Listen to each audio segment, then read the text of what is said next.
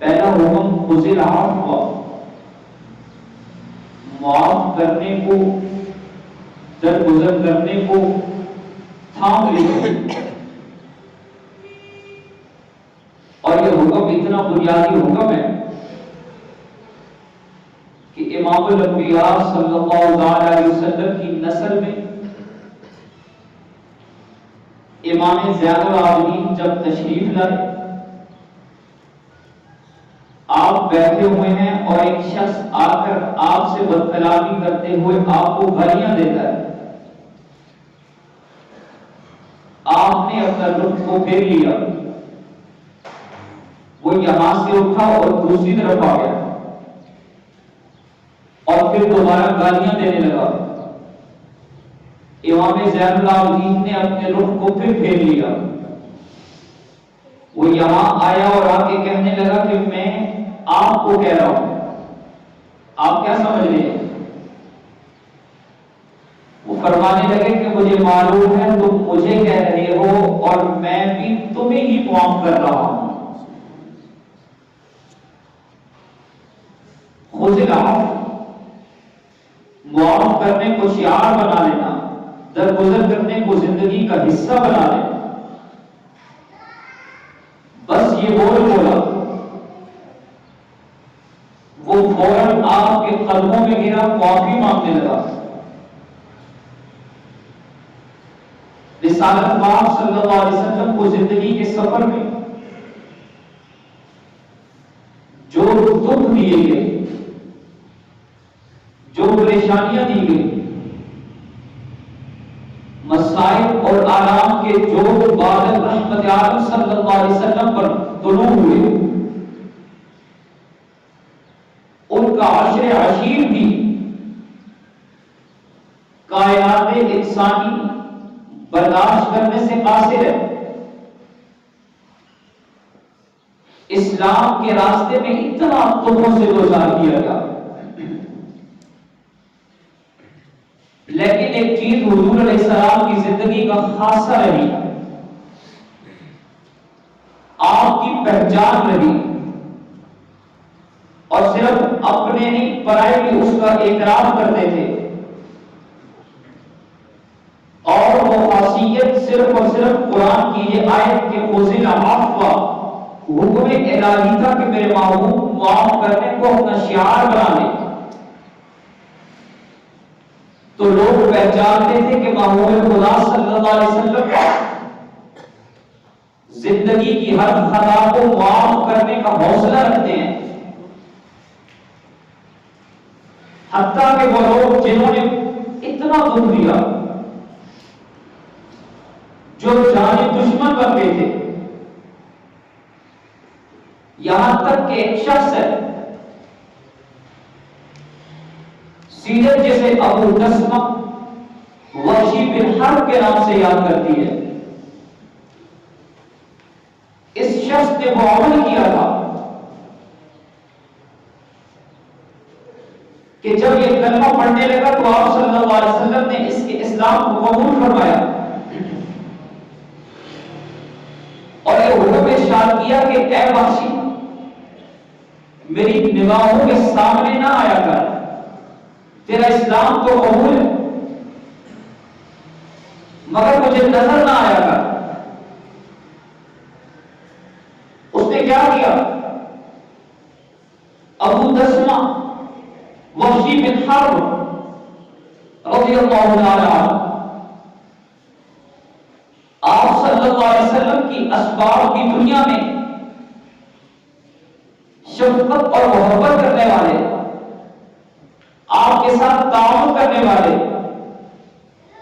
اور آپ کے گرد حصار بن کر ہر وقت ساتھ دینے والے اور آپ کی طرف اٹھنے والی ہر آنکھ، ہر نگاہ، ہر لفظ کا جواب دینے والے، ڈھال بن کر حضور کے سامنے سینہ سپر ہونے والے، جب سب مخالفت کر رہے تھے تو ساتھ دینے والے، حضرت امیر حمزہ رضی اللہ تعالیٰ حضور کے محبوب کریم چچا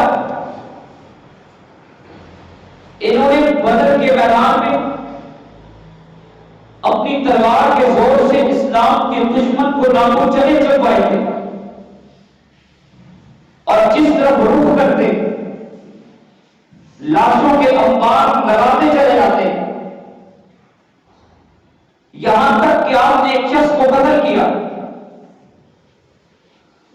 اس کے چچا مکہ میں مدام نے قسم اٹھائی، وہ کہنے لگا کہ مجھے لات اور عزا کی قسم ہے، ہبل اور منات کی قسم ہے کہ میں اس وقت تک چین سے نہیں بیٹھوں گا جب تک کہ اپنے چچا کے قاتل امیر حمزہ سے بدلہ نہ لے لوں۔ اور اس نے بدلہ چکانے کے لیے جس شخص کو کا انتخاب کیا، دنیا اسے وحشی بن حرب کے نام سے جانتی ہے، وہ کہا کہ وحشی کیا تم یہ چاہتے نہیں ہو کہ تمہیں آزاد کر دیا جائے؟ حضرت وحشی فرمانے لگے کہ کون ہے جو یہ نہیں چاہتا؟ اس نے کہا کہ میں تجھے آزاد کرنے کی ضمانت دیتا ہوں، اگر تو 3 میں سے ایک کو قتل کر دے، یا تو جلالِ نبوت کو بجھا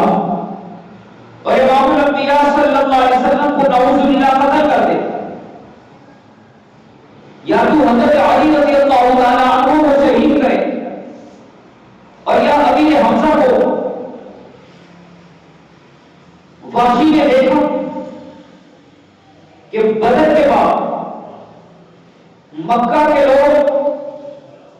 اپنی شکست کا بدلہ لینے کے لیے احد کی تیاریاں کرنے لگے ہیں، اور فوج کو جمع کیا گیا، اور اس کی قیادت ابو سفیان رضی اللہ تعالیٰ عنہ کے ہاتھ میں دی گئی۔ آپ نے حکم دیا کہ اس جنگ میں مشرکین مکہ کی خواتین، جن کا بھائی، جن کے شوہر، جن کے عزیز و اقارب، جن کے چچا اور ماموں، جن کے والد، جن کے بیٹے قتل ہوئے، وہ سب لشکر کے پیچھے پیچھے چلے، اور اگر احد کے میدان سے کوئی مشرک بھاگے تو اسے آگ دلائے۔ وحشی نے کہا کہ مجھے جنگ میں کوئی دلچسپی نہیں تھی، لیکن میں بڑا تیر انداز تھا، کلہاڑی چلانے کا ماہر تھا، نیزہ چلانے کا ماہر تھا، میرا نشانہ کبھی خطا نہیں کیا تھا۔ میں لشکر کے پیچھے خواتین کے ساتھ چلنے لگا صرف اس لیے کہ میں آزادی چاہتا تھا، اور جب میں احد کے میدان میں اترا تو میں تصور بھی نہیں کر سکتا تھا کہ میں رحمت عالم صلی اللہ علیہ وسلم کے قریب پہنچوں گا۔ آپ کے دائیں اور بائیں، آگے اور پیچھے، کہیں انصار کھڑے ہیں تو کہیں مہاجرین کھڑے ہیں، جو دین، جو نیزہ، جو پتھر امام الانبیاء صلی اللہ علیہ وسلم کی جانب آتا ہے، یہ آگے بڑھ کر اپنے سینے پہ کھاتے کہ حضور کو کاٹا بھی نہ چھوڑے، آپ کی حفاظت کر رہے ہیں۔ وحشی نے کہا کہ میری نگاہیں علی بن ابی طالب پر اٹھی، میں نے دیکھا کہ حیدر کرار شیر خدا اس سرکار سے جنگ کر رہے ہیں کہ آپ کی تلوار کے ساتھ ساتھ آپ کی نگاہوں کی چاروں طرف گھوم رہی ہے، اور آپ دشمن کے ہر بار کو دیکھتے چلے جا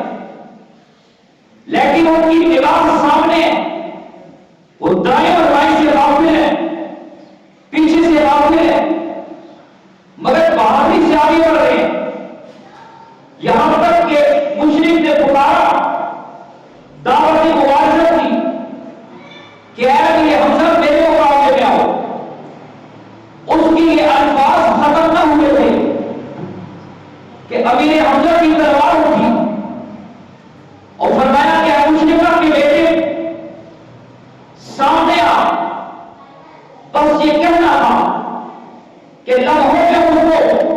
واصل جہنم کر دیا. جب اسے واصل جہنم کیا تو امیر حمزہ وہاں کھڑے ہیں. میں نے پیچھے سے پتھر کی اور سے کلہاڑی ماری جو امیر حمزہ کی پیٹ میں لگی اور آپ کی ٹانگوں کو کاٹتے ہوئے آپ کے وجود میں بے بس ہو گئی. وہ کافی نگاہوں سے امیر حمزہ نے پیچھے مڑ کے دیکھا. میں داؤ نہ لا سکا. امیر حمزہ وہاں گرے. چند قدم میری طرف چلنے کی کوشش کی لیکن ٹانگوں نے ساتھ نہ دیا اور وہاں گر گئے. اور جب میں شہادت نوش کیا ہے پھر اس کے بعد ان کی وجود کا مسئلہ کیا گیا، یعنی ناک کاٹی گئی، آنکھوں کو شہید کیا گیا، سینے کو چاک کیا گیا. اور حضرت آپ صلی اللہ علیہ وسلم جب تشریف لائے پوچھا کہ میرے چچا حمزہ کہاں ہیں؟ لوگوں نے کہا یا رسول اللہ چل کر دیکھ لیجیے.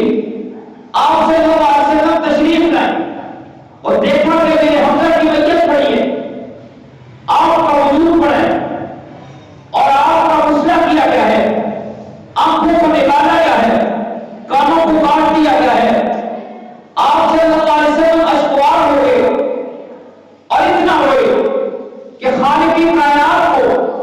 آسمان سے جبرائیل بھیجنا پڑا. جبرائیل امین نے آ کر عرض کی کہ یا رسول اللہ تعالیٰ کی فرمانے ہیں کہ آپ پریشان مت ہوئے، ہم نے آپ کے چچا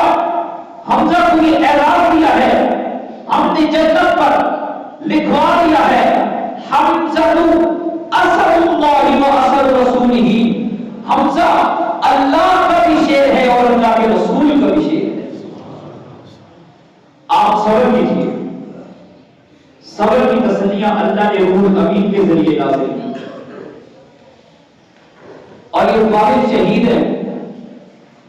کہ جن کی نماز جنازہ 70 مرتبہ ادا کی گئی. ہر شہید کی نماز جنازہ کو 1 مرتبہ پڑھا گیا لیکن امیر حمزہ کی نماز جنازہ کو 70 مرتبہ ادا کیا. اور پھر ایک تاریخی جملہ آپ صلی اللہ علیہ وسلم نے فرمایا کہ اگر مجھے لوگوں کے پھر جانے کا خوف نہ ہوتا تو میں امیر حمزہ کی میت کو یوں ہی پڑے رہنے دیتا. کل قیامت کا دن ہوگا، میرا اللہ پکارتا حمزہ کو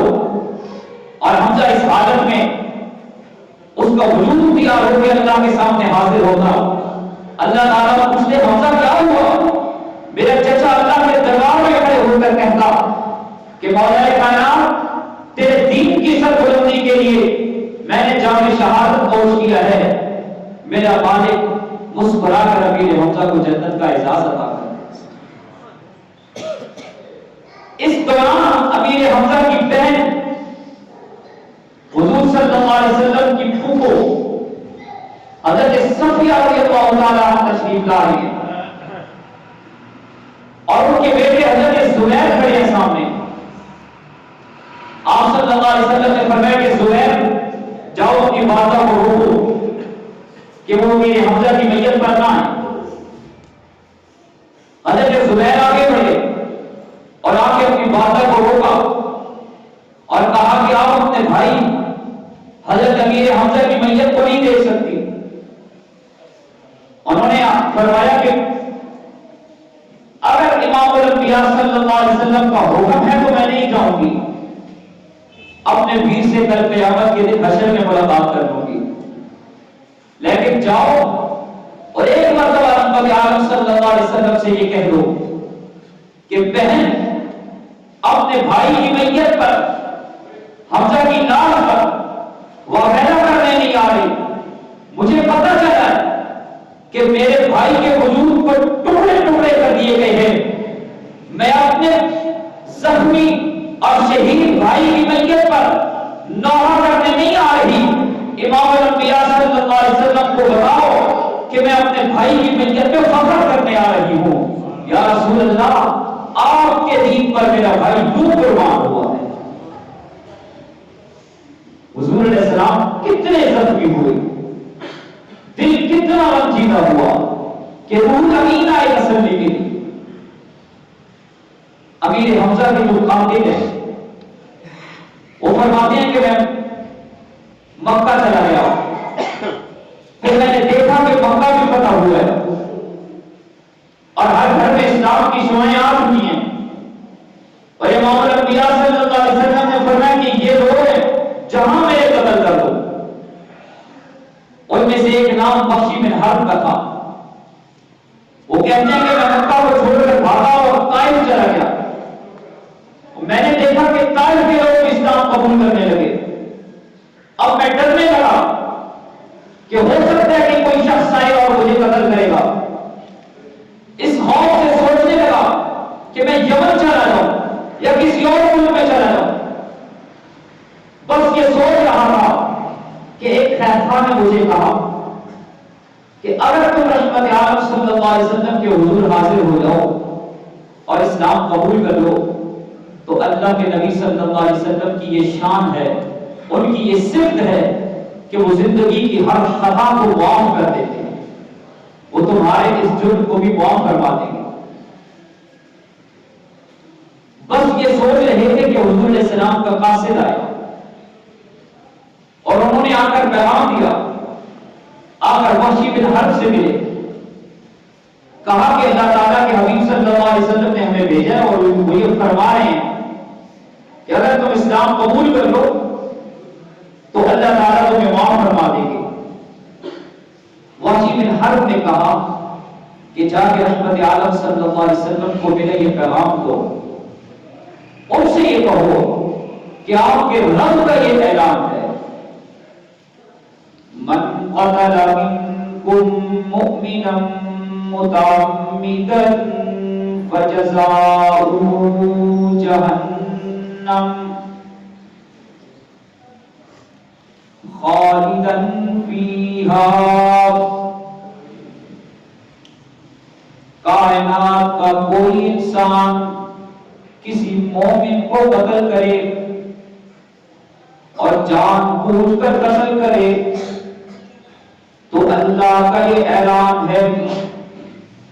کہ اللہ اسے ابد الآباد کے لیے جہنم میں ڈال دیں گے۔ اور میرے ہاتھوں سے مومن نہیں، مومن اعظم قتل ہو گیا تھا، میں اسلام قبول کر لوں اور پھر جہنم میں چلا جاؤں تو قبولیت اسلام کا کیا فائدہ؟ رحمت عالم صلی اللہ علیہ وسلم کو یہ پیغام پہنچایا گیا۔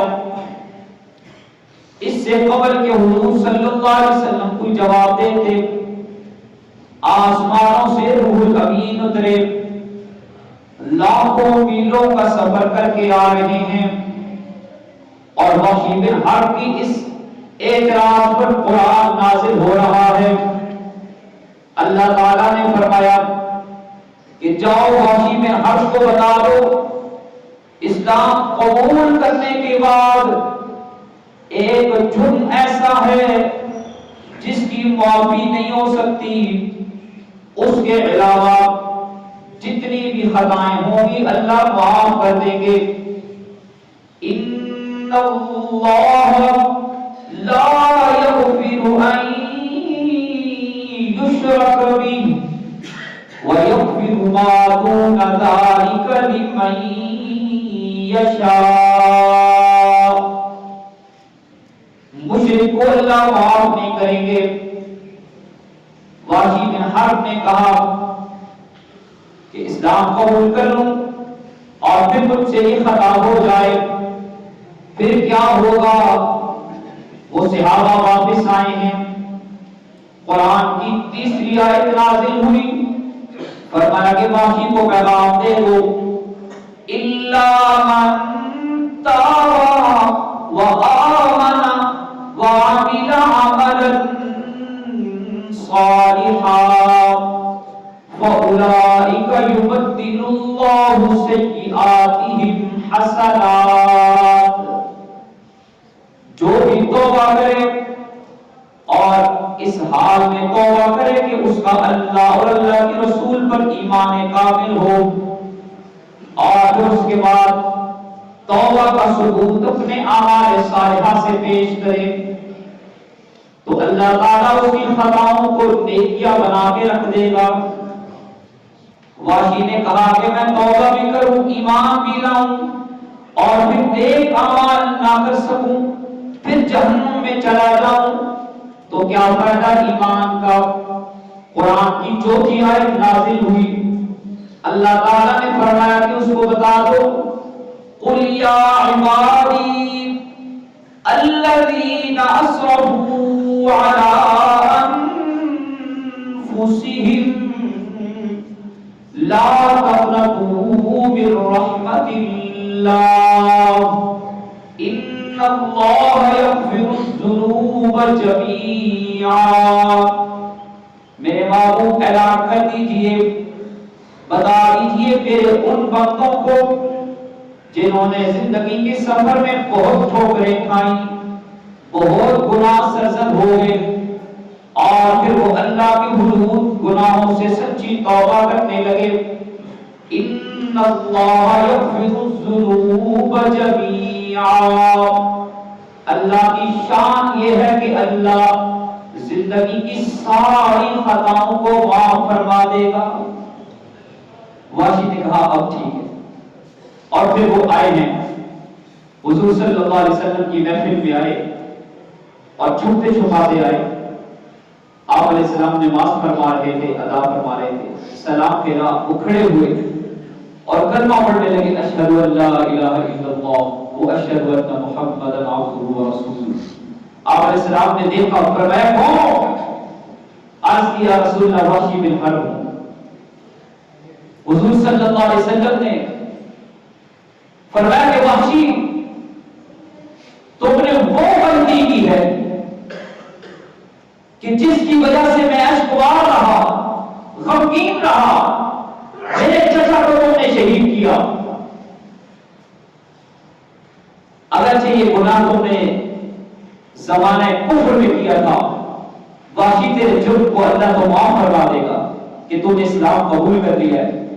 لیکن میری آنکھوں کے سامنے نہ آیا کر، میں تجھے دیکھتا ہوں مجھے امیر حمزہ کی لاش کے ٹکڑے یاد آ جاتے ہیں۔ وحشی کہتے ہیں میں اٹھا، ہائے میرے سینے میں حضور کے الفاظ کی زر لگی، ساری زندگی رحمت عام صلی اللہ علیہ وسلم کے پیٹ کے پیچھے بیٹھا کرتا تھا، آپ کی آنکھوں کے سامنے نہیں آتا تھا اور آنکھوں کو رویا کرتا تھا کہ مولا مجھ سے حضور کے چچا شہید ہوئے، ان ہاتھوں نے وہ جرم کیا ہے، یا اللہ ایسی توفیق عطا کر کہ جیسے اسلام کے بڑے مجاہد کو شہید کیا، یا اللہ اسلام میں وہ توفیق دے کہ اسلام کے بڑے دشمن کو بھی قتل کرو۔ دعائیں مانگا کرتے تھے،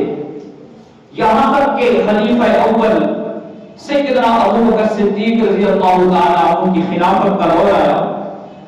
اور آپ کے دور میں منکرین ختم نبوت کے خلاف، مسیلمہ کذاب کے خلاف جنگ لڑی گئی ہے، اور جنگ یمامہ میں وحشی وہی کلہاڑی اٹھا کر لشکر اسلام میں جانے لگے جس کلہاڑی کے ساتھ امیر حمزہ کو شہید کیا تھا، اور اس تاج میں تھے کہ آج میں حضور صلی اللہ علیہ وسلم کی ختم نبوت کا انکار کرنے والے منکر ختم نبوت مسیلمہ کذاب کے ٹکڑے کر دوں گا، اور اس کی تاج میں رہے یہاں تک کہ آپ کو موقع ملا اور آپ نے اسی کلہاڑی کے بعد سے مسیلمہ کذاب کو واصل جہنم کیا اور اس کی میت پہ کھڑے ہو کر نگاہیں آسمان کی طرف اٹھائیں اور کہا ربا تیرا شکر ادا کرتا ہوں کہ جس کلہاڑی سے اور جن ہاتھوں سے آپ نے بڑے مومن کو میرے ہاتھوں سے وہ شہید ہوئے تھے، آج آپ نے توفیق عطا کی ہے کہ اسلام کے سب سے بڑے دشمن کو قتل کر کے مسلمانوں کے دل کو ٹھنڈا کیا ہے۔ میں آج یہ کر رہا تھا، حضور صلی اللہ علیہ وسلم کی مبارک صرف خذ العفو، اے میرے محبوب آپ معاف کرنے کو تھام لیجئے، لوگوں کو معاف کریں، اس عمل کو